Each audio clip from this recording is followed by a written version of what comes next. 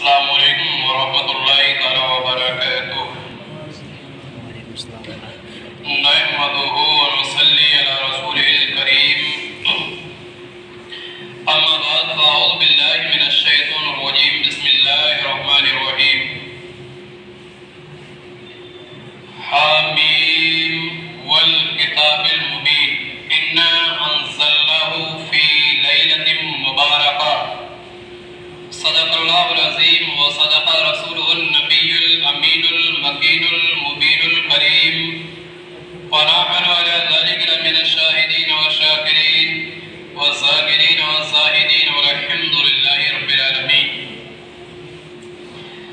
سیدی و سندی اعلی حضرت امام احمد رضا فاضل بریلوی رحمۃ اللہ تعالی علیہ، نبی پاک علیہ الصلوۃ والتسلیم کی بارگاہ میں عرض کرتے ہیں، یا رسول اللہ، سرور کہوں کہ مالک مولا کہوں تجھے، باغ خلیل کا گل زیبا کہوں تجھے، لیکن رضا نے ختم سخن اس پہ کر دیا، خالق کا بندہ خلق کا آقا کہوں تجھے۔ برادران اسلام، آئیے ہم اور آپ بڑے ادب کے ساتھ حضور علیہ السلام کی بارگاہ میں درود پاک کا نذرانہ پیش کریں۔ پڑھیں اللہم صلی علی سیدنا مولانا محمد سیدنا مولانا محمد طب القلوب ودوائی وعافیت الابدان والشفائی ونور الابصار والضیاء، صلو علیہ الصلوۃ والسلام علیہ حبیبی یا رسول اللہ صلی اللہ علیہ وسلم۔ برادران اسلام، شاعر کہتا ہے نور محفل، یعنی جو محفل ہوتی ہے، جو اللہ کا جس میں ذکر ہوتا ہے، اس کے رسول کا ذکر ہوتا ہے، اس کے نیک بندوں کا ذکر ہوتا ہے، تو شاعر کہتا ہے نور محفل پہ چادر تنی نور کی، نور محفل پہ چادر تنی نور کی، ہے نور پھیلا ہوا آج کی رات ہے، مانگ لو چشم تر مانگ لو، مانگنے کا مزہ آج کی رات ہے۔ عزیزان گرامی وقار، یعنی یہ سمجھ لیے کہ اگلا ہفتہ جو ہمارا آنے والا ہے جمعہ کے دن شب برات ہے، اس کی بے شمار فضیلتیں حدیث پاک میں وارد ہیں، بڑی بڑی فضیلتیں آئی ہیں شب برات کی۔ کسی شاعر نے کہا ہے کہ آج کی رات نہ خوابوں میں گزرنے پائے، خوابوں سے مراد یہ نہیں کہ جو سپنے دکھتے ہیں، خوابوں سے مطلب یہ کہ سونے میں نہ گزر جائے، آج کی رات ہے جو سونے میں نہ گزر جائے، کہ آج کی رات نہ خوابوں میں گزر جائے، آج کی رات ہے رو رو کے دعا کر لیں، آج ایسی رات ہے کہ آج کی رات جو بھی دعا کرے گا، آج کی رات سے مراد آج کا دن نہیں، اور نہ آج کی رات یعنی شب برات والے دن، جو اگلا جمعہ جو آئے گا اس میں جو جمعہ کے دن جو رات آئے گی مغرب بعد، اس کے بارے میں گفتگو ہے۔ جو بھی مانگا جائے گا دیا جائے گا۔ اے ایمان والو، شب برات ایسی مبارک اور رحمت والی رات ہے کہ اللہ اس رحمت و برکت والی رات میں بندوں کی دعا کو قبول فرماتا ہے، اور حدیث پاک میں امیر المؤمنین حضرت مولائے کائنات علی مرتضیٰ رضی اللہ تعالیٰ عنہ سے روایت ہے، آقا کریم صلی اللہ تعالیٰ علیہ وسلم نے ارشاد فرمایا کہ جب 15ویں شعبان کی رات آ جائے تو تم لوگ عبادت کرو، اور رات میں عبادت کرو اور دن میں روزہ رکھو۔ یہ حضور علیہ السلام حضرت علی کے سامنے اور دیگر صحابہ کرام بھی موجود تھے، حضور فرما رہے ہیں اس رات تم عبادت کرو، وہ جو دن آ رہا ہے نا، اس رات کا جو دن آ رہا ہے پچھلے پہر، اس میں تم روزہ رکھو۔ بے شک اللہ اس رات میں ڈوبنے کے وقت سے، یعنی جو سورج ڈوبتا ہے مغرب کے وقت، اب جو مغرب کے جو اذان ہو جاتی ہے نماز پڑھ لیتے ہیں، وہ وقت مراد ہے کہ ڈوبنے کے وقت سے آسمانی دنیا پر رحمتوں کا نزول فرماتا ہے۔ اللہ رب العزت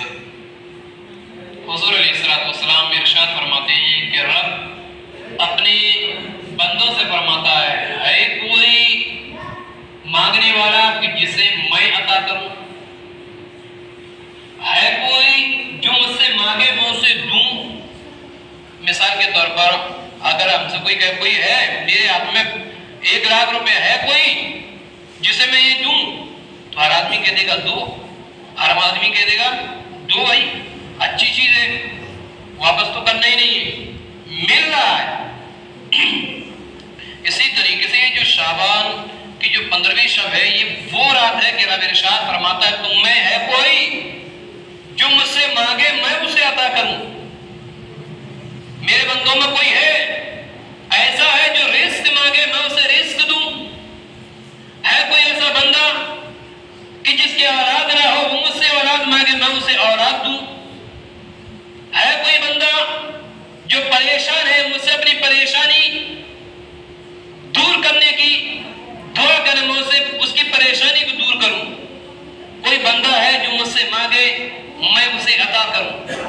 یہ میرے نبی کا فرمان ہے کہ جو بھی بندہ صدق دل سے سچے دل سے اپنی رب کی بارگاہ میں دعا کرتا ہے, اللہ سے التجا کرتا ہے, اللہ کی بارگاہ میں روتا ہے, اللہ کی بارگاہ میں گر گڑاتا ہے, دعائیں مانگتا ہے, تو اللہ اس کی دعا کو قبول فرما لیتا ہے, اللہ اسے عطا کر دیتا ہے.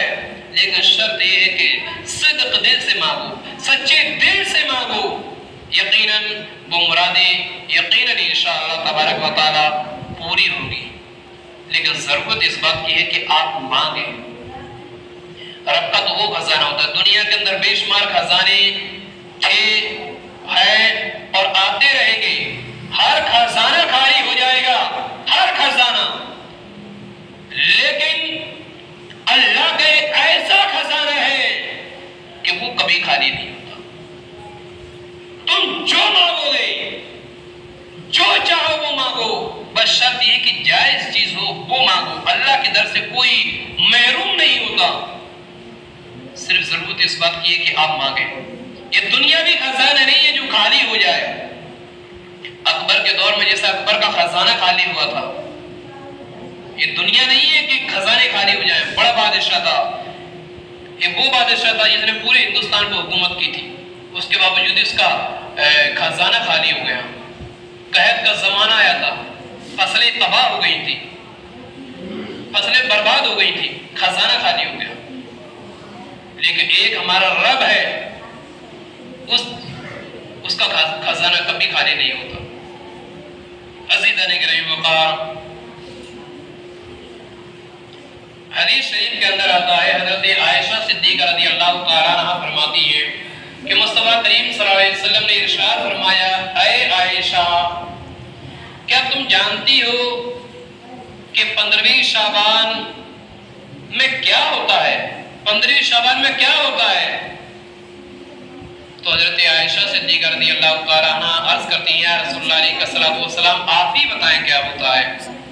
مصطفیٰ کریم صلی اللہ علیہ وسلم نے فرمایا, اس رات میں انسان کا بچہ جو بچہ پیدا ہوتا ہے اس سال لکھ دیا جاتا ہے. یعنی اس سال جو بھی بچہ پیدا ہوگا وہ لکھ دیا جائے گا, اور جتنے لوگ مریں گے انہیں بھی لکھ دیا جاتا ہے, اور لوگوں کے سارے اعمال پیش کی جاتے ہیں, اور ان کی روزیاں بھی اتار دی جاتی ہیں, یعنی لکھ دی جاتی ہیں. مشکات کی یہ روایت ہے, بہقی کے اندر بھی یہ روایت موجود ہے. عزیزان گرامی وقار, اور دوسری بات یہ, شب برات میں جو لوگ حج کے لیے جاتے ہیں ان کے نام بھی لکھ دی جاتے ہیں. جیسا کہ حدیث شریف کے اندر آتا ہے, حضرت عائشہ صدیقہ رضی اللہ تعالیٰ عنہ وہ عرض کرتی ہیں کہ ہم نے اپنے نبی صلی اللہ علیہ وسلم کو یہ فرماتے سنا ہے کہ 4 راتوں میں اللہ خیر و برکت کا نزول فرماتا ہے. 4 راتوں میں, ان میں سے ایک رات شب برات کی بھی ہے. اس میں لکھا ہے, مصطفیٰ کریم صلی اللہ علیہ وسلم نے فرمایا 4 راتوں میں اللہ خیر و برکت کے دروازے کھول دیتا ہے. ایک رات شب شعبان یعنی 15ویں شب ہے, اس رات میں موت کا وقت, روزی اور حج کرنے والوں کے بھی نام لکھ دی جاتے ہیں کہ صاحب کون حج کرے گا. عزیزان گرامی وقار, اس کے علاوہ شب برات کے تعلق سے حضرت عائشہ صدیقہ رضی اللہ تعالیٰ عنہ وہ یہ روایت کرتی ہے البقیع پہنچی تھی اور میں نے یہ دیکھا کہ ہمارے نبی قبر والوں کے لیے، اہل بقیع کے لیے، یعنی جو جنت البقیع میں جو لوگ دفن ہیں، جو لوگ مدفون ہیں، جب میں وہاں گئی ہمارے نبی وہاں موجود تھے، قبر والوں کے لیے دعائیں کر رہے تھے، تو میں وہاں پہنچ گئی اور جب واپس میں آتی ہوں تو میں نے اپنے نبی صلی اللہ علیہ وسلم سے کیا پوچھا وہ بتا رہی ہیں۔ گفتگو ہوئی، آقا کریم صلی اللہ علیہ وسلم نے فرمایا کہ اے عائشہ میرے پاس جبریل آئے، جبریل، یہ جبریل تمام فرشتوں کے سردار ہیں، آواز صاحب سمجھ آ رہی ہے کہ میرے پاس اے عائشہ جبریل آئے اور وہ یہ کہہ رہے تھے کہ یہ شب برات کی یہ وہ رات ہے، یہ وہ رات ہے کہ آسمانی دنیا پر اللہ رب العزت جلوہ گر ہوتا ہے اور لوگوں سے بولتا ہے، لوگوں کو کہتا ہے کوئی جو مجھ سے معافی طلب کرے میں اسے معاف کر دوں، کوئی ہے تم میں جو بخشش چاہے میں اسے بخش دوں، ہے کوئی جو بھی مجھ سے مانگے میں اسے عطا کر دوں۔ تو سب کچھ اللہ عطا کر دیتا ہے، جو بھی مانگتا اللہ وہ دے دیتا ہے، لیکن ان میں کچھ لوگ ایسے بھی ہیں کہ اس رات کے اندر بھی چاہے وہ روتا رہے، گر گراتا رہے، لیکن اللہ اسے نہیں بخشتا، اللہ اسے نہیں بخشتا۔ ان میں سے ایک زانیہ عورت ہے، دوسرے ماں باپ کا نافرمان،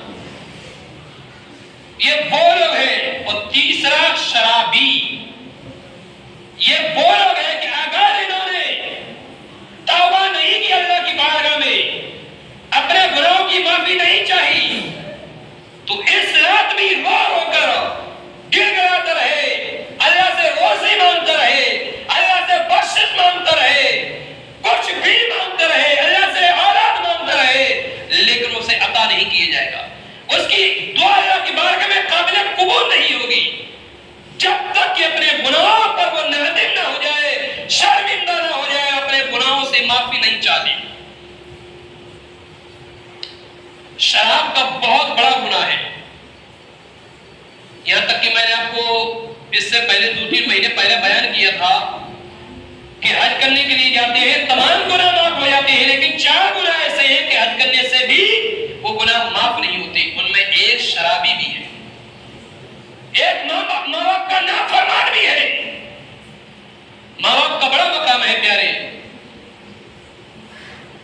آپ یقین کریں ایسی روایت میرے دماغ میں موجود ہے، ایسی روایتیں، اتنی کتابوں کی روایت میرے سامنے موجود ہے کہ ولی جو اللہ کا نیک بندہ ہوتا ہے، جنہیں ہم کہتے ہیں اللہ کے ولی، جنہیں ہم کہتے ہیں یہ ہے بزرگ، ماں باپ کا مقام یہ ہوتا ہے کہ اگر ولی کو بھی وہ بد دعا کرتے ہیں تو اللہ ماں کی دعا قبول فرما لیتا ہے، اور ولی کے بارے میں جیسا بھی ماں بد دعا کر دے اللہ اس کی دعا قبول فرما لیتا ہے۔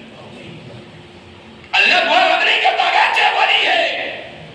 ایک ماں نے بد دعا دی تھی، صرف ایک بد دعا، نہ تو اس ولی کے ہاتھ رہے نہ اس ولی کے پیر رہے۔ دوسرے ولی کو ماں نے بد دعا دی تھی اور یہ کہا تھا بیٹا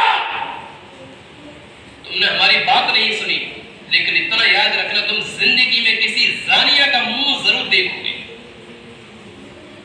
تمہارا پارا کسی زانیہ سے ہوگا، تمہاری اوپر تہمت لگائی جائے گی۔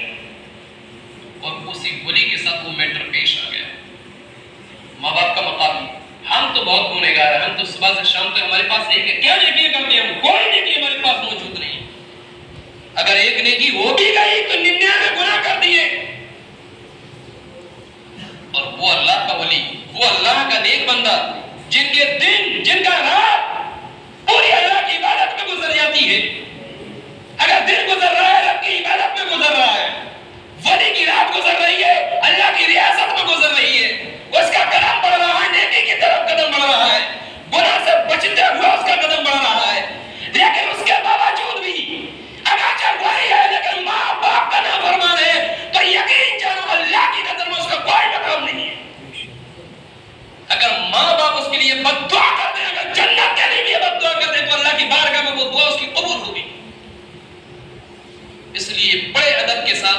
عرض کر رہا ہوں اگر ماں باپ کی شان میں توہین ہوئی ہو، گستاخی ہو گئی ہو، تو ماں باپ سے پورے ادب کے ساتھ ماں باپ سے معافی مانگے، ان کی خدمت کرے۔ اور مجھے معلوم ہے، مجھے یقین ہے ہر ماں باپ پر کوئی ماں باپ ایسے نہیں کہ اگر اس کی اولاد سچی دل سے اگر اپنی ماں سے معافی مانگے تو کوئی ماں باپ ایسے نہیں جو اپنی اولاد کو معاف نہیں کریں گے۔ کتنی بھی بڑی غلطی ہو، ہمارے ماں باپ تو وہ ہوتے ہیں تو یقینی طور پر معاف کر دیں گے۔ اندازہ کرو کہ شب بارات اتنی افضل رات اور اس میں بھی یہ سمجھ لو اس کی بخشش نہیں ہے۔ یہاں تک کہ روایت میں آتا ہے کہ اگر رو رو کر گڑ گڑا کر اگر وہ اپنا سر پٹکتا رہے اللہ کی بارگاہ میں اور یہاں تک کہ اس کی روح اس کے بدن سے جدا ہو جائے، جب بھی اللہ اسے نہیں بخشے گا۔ آپ یہ بتائیں، اپنا جائزہ لیں کہ ہم لوگ کتنے اپنے ماں باپ کے نافرمان ہیں۔ اور یہی حال شرابی کا ہے کہ کوئی ہم میں سے اگر کوئی بھی شرابی شراب پیتا ہے تو یقیناً اس گناہ سے توبہ کرے، یہ بہت بڑا گناہ ہے، بہت بڑا گناہ ہے۔ اور ہمیں معلوم ہے کہ کوئی دنیا کے اندر کوئی گناہ ایسا نہیں ہے جو اللہ کی رحمت سے بڑا گناہ، اللہ کی رحمت سے کوئی گناہ بڑا نہیں ہے۔ اگر ہم نے سچے دل سے اگر اس گناہ بناتے ہوئے شرمندہ ہوئے معافی چاہیے تو یقیناً رب معاف فرما دے گا۔ اگر ہم نے شراب جیسا گناہ عظیم کیا ہے اور اللہ کی بارگاہ میں بس یہی دعا کرے رب غلطی کی ہے، اللہ خطا ہوئی ہے، اللہ گناہ ہوا ہے، لیکن رب میں تیرا گنہگار بندہ ہوں، اللہ تیری بارگاہ میں توبہ کرتا ہوں، رب تیری بارگاہ میں استغفار کرتا ہوں، اللہ تیری بارگاہ میں توبہ بجاتا ہوں، رب آئندہ ایسی غلطی کبھی نہیں ہوگی، میرے مولا آج کے بعد شراب نہیں پیوں گا، مولا شراب کے قریب نہیں جاؤں گا، اللہ کبھی بھی ایسے کام کے لیے میرا قدم نہیں بڑھے گا، لیکن میرے رب آج معاف فرما دے۔ تو یقیناً اللہ سے اگر معافی مانگی جائے تو رب یقینی طور پر معاف فرما دے گا، لیکن ضرورت اس بات کی ایسے گناہ عظیم سے توبہ کریں۔ عزیزان گرامی وقار، اور دوسری خاص بات یہ ہے کہ رشتہ دار سے تعلقات توڑنے والا، ہم لوگ رشتہ داروں سے بہت تعلقات توڑتے ہیں، تھوڑی سی وجہ ہوتی ہے تو رشتے میں درار پیدا ہو جاتی ہے۔ مصطفیٰ کریم یہ بھی فرماتی ہیں اگر رشتہ داروں سے قطع تعلق کرنے والا یعنی رشتہ داری میں آپس میں بگاڑنے والا اگر کوئی ایسا ہے تو اس کی بھی بخشش نہیں ہوگی، اسے بھی رب نہیں معاف کرے گا۔ ایسے بھی ہماری شریعت میں کہا گیا ہے کہ 3 دن سے زیادہ اگر کوئی مومن بھائی ہو، مسلمان بھائی ہو تو 3 دن تو ہو نہ پائے۔ پہلے تو یہی دیکھیں کہ کبھی تھوڑی بہت بات سب میں ہو جاتی ہے، سبھی میں ہو جاتی ہے، لیکن ایسا نہیں کہ آپ بول چال چھوڑ دیے، یہ کر دی وہ کر دیے، نہیں، آپ 3 دن تو جب ہوں اس سے پہلے آپ گفتگو کر لیا کریں۔ اور یہ سمجھ لیجیے بہت سے لوگ ایسا ہوتا ہے کہ ارے یار اب معاملہ تو بڑا ہو گیا، اس نے بھی مجھے بہت برا بول دیا، میں نے بھی اس کو بول دیا ہے، اب اگر اس سے میں بولتا ہوں تو میری بے عزتی ہے۔ یہی وہ سوچتا ہے اگر میں اس سے پہلے بول جاؤں تو میری بے عزتی ہے۔ نہیں پیارے، معافی مانگنے والا، معافی طلب کرنے والا کبھی چھوٹا نہیں ہوتا، اصل وہی بڑا ہوتا ہے۔ اب کیسے بڑا ہوتا ہے میں آپ کو بتا رہا ہوں۔ مثال کے طور پر ہم سے کسی نے برا بلا کہا، جب کہا تو یہ کہ اب کہہ تو دیا، بول چال چھوٹ گئی، اب وہ آیا حضرت غلطی تو مجھ سے ہوئی ہے، غلطی مجھ سے ہوئی ہے، جو بھی ہو گیا ہو گیا، لیکن حضرت معاف فرما دینا، غلطی ہو گئی لیکن معاف کر دینا۔ اب میں اس کو اپنی ڈانٹ پر آ کے میں اس سے نہیں بولوں گا، لیکن وہ پہلے بول گیا، اس نے یہ کہہ دیا کہ مجھے معاف کر دے، اب مجھے اس کی غلطی نظر نہیں آئے گی، بلکہ اب مجھے اپنے اندر غلطی نظر آئے گی کہ میں نے سب سے پہلے اس سے معافی کیوں نہیں مانگ لی، اور وہ اس کے لیے جو بھی میرے دل میں نفرت تھی وہ نکل جائے گی۔ اسی لیے تو ہم عصر بعد جو ہوتا ہے نا، عصر بعد فجر بعد مصافحہ کس لیے کرتے ہیں؟ اب تو دنیا میں ہمارے تو 2 سال 5 سال 10 سال 20 سال 50 سال 100 سال اب تو نکل جائیں گے، لیکن اسلام کے پیغمبر جناب محمد رسول اللہ وہ تو سب کچھ جانتے تھے، اسی لیے مصافحے کو سنت کہا ہے، مصافحہ کرو، مصافحہ کرو، کیونکہ جب 2 مسلمان آپس میں مصافحہ کرتے ہیں تو حضور یہ فرماتے ہیں کہ دونوں ہاتھ الگ نہیں ہو پاتے دونوں کے جب تک اللہ اسے بخش دیتا ہے، اللہ سے معاف فرما دیتا ہے، لیکن کب ایسا نہیں کہ مصافحہ تو کر لیا لیکن کوئی محبت نہیں۔ السلام علیکم۔ ایک ادھر دیکھ رہا ہے ایک ادھر دیکھ رہا ہے، یہ نہیں پیارے. جب مصافحہ کیجئے تو دل میں ایک اس کے لیے محبت پیدا کریے اور دوسرا آپ کے دل میں خود محبت ہونا چاہیے، آپس میں ایک دوسرے کے لیے محبت، جب تو وہ مصافحہ ہے.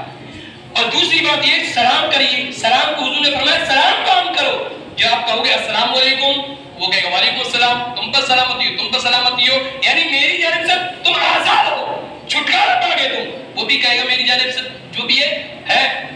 تو اب دونوں میں ایک پیار اور محبت بس جائے گی. تقریر یہیں تک ختم ہو گئی. بس مسئلہ آپ لوگ سن لیں.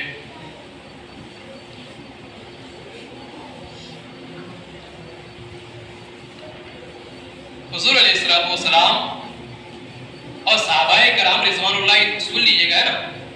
حضور اور صحابہ اور بزرگان دین 15ویں شعبان میں پوری رات جاگ کر عبادت کیا کرتے تھے اور بزرگان دین کا یہ عمل بھی رہا ہے. ٹھیک ہے، یہ پہلا کام. دوسری بات یہ اگر کوئی پوری رات نہیں جاگ پا رہا ہے تو ضروری نہیں ہے کہ اسے پوری رات جاگنا ہے، جب تک وہ جاگ سکتا ہے وہ جاگے. تیسری بات یہ کہ بزرگوں سے یہ بھی منقول ہے کہ 100 رکعت اس میں پڑھی.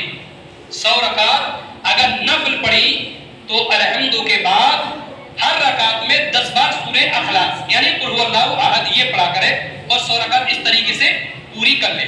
لیکن میں پھر یہ کہنا چاہوں گا کہ اگر تمہاری عمریں یعنی جو زندگی میں جو نمازیں قضا ہوئی ہیں جو فرض ہیں تو نفل سے بہتر یہ ہے کہ آپ فرض اپنی قضا کریں. جو چیز فرض ہے نا اسے قضا کریں. کون سی؟ جیسے 5 وقتی ہم سے نماز قضا ہوئی ہے ان کی قضا کریں اور عشاء میں جو فرض ہے اور واجب 3 رکعت جو ان کی قضا کریں. یہ پہلا معاملہ. دوسری بات یہ ہے کہ حضور علیہ السلام اور صحابہ کا عمل رہا ہے 15ویں شعبان میں آپ ایسا کریں عبادت کا بھی معمول رکھیں اور قبرستان بھی جائیں. قبرستان جائیں، اپنے مرحومین کے لیے دعائیں خیر کریں، اللہ سے ان کی مغفرت چاہیں، اللہ سے ان کی مغفرت چاہیں یعنی اللہ کی بارگاہ میں دعا کریں اللہ ہمارے ماں باپ دادا دادی بہن بہن رشتہ دار جو بھی ہے اللہ انہیں بخش دے. درود فاتحہ کلمہ جو بھی ہو ان کو بخش دے. یہ پہلا کام. اور ایک سوال مرحلے شہر کے اندر بہت اٹھتا ہے اگربتی کا یا موم بتی کا کہ قبرستان میں موم بتی لگا سکتے ہیں یا نہیں، اگربتی لگا سکتے ہیں یا نہیں. تو اس مسئلے کا جواب یہ ہے کہ لگا سکتے ہیں، اجازت ہے. اب یہاں 2 چیزیں ہیں، اس پر غور کرنا ہے. ایک ہے قبرستان میں اگربتی لگانا یا موم بتی لگانا، دوسرا قبر پہ اگربتی لگانا یا موم بتی لگانا. اگر خالص قبر ہے تو قبر کے اوپر نہ تو آپ اگربتی لگا سکتے نہ موم بتی لگا سکتے، اس کی اجازت نہیں ہے، یہ جائز نہیں ہے. لیکن قبرستان میں آپ لگا سکتے ہو. اور دوسری بات اپنے مردوں کو ایثار ثواب بھی کر سکتے ہو. کچھ لوگ بولتے ہیں کہ قبرستان نہیں جانا چاہیے، حالانکہ اس سے کوئی ثابت نہیں ہے. بے شمار روایتیں وقت نہیں ہونی میں آپ کے سامنے پیش کر دیتا، بس اتنا ہی کہہ رہا ہوں. جامع ترمذی کے اندر یہ روایت موجود ہے ماذا فی شعبان، اس کے اندر بھی روایت موجود ہے. بہقی کے اندر بھی روایت موجود ہے، ترمذی کے اندر بھی روایت موجود ہے، مشکات کے اندر بھی روایت موجود ہے، بخاری کے اندر بھی روایت موجود ہے، صحیح مسلم کے اندر بھی روایت موجود ہے. ان تمام کتابوں کے اندر یہ روایت موجود ہے. حضرت عائشہ کی اس روایت کو ہر ایک بیان کرتا ہے، ہر ایک. اور وہ یہ کہ حضرت عائشہ فرماتی ہے کہ 15ویں شعبان میں میری باری تھی کہ حضور میرے پاس آتے، لیکن حضور کو میں نے نہیں دیکھا. تو حضور کو ڈھونڈتے ہوئے میں جنت البقیع میں پہنچی. جب جنت البقیع میں پہنچی ہوں تو کیا دیکھا کہ میں اپنے نبی کے پیچھے کھڑی ہو گئی اور میرے اور آپ کے آقا یعنی جناب محمد رسول اللہ ہاتھ اٹھا کر اہل بقیع کے لیے دعائے مغفرت کر رہے تھے، دعا کر رہے تھے، بخشش کی دعا کر رہے تھے، ان کے لیے دعا کر رہے تھے. یعنی قبرستان جانا یہ حضور کی سنت ہے، اپنے مرحومین کے لیے دعا کرنا یہ حضور کی سنت ہے. کلمہ وغیرہ درود وغیرہ جو بھی ہو آپ دعا کریں. اللہ کی بارگاہ میں دعا ہے کہ تعالیٰ ان باتوں پہ ہمیں عمل کرنے کی توفیق عطا فرمائے. السلام علیکم.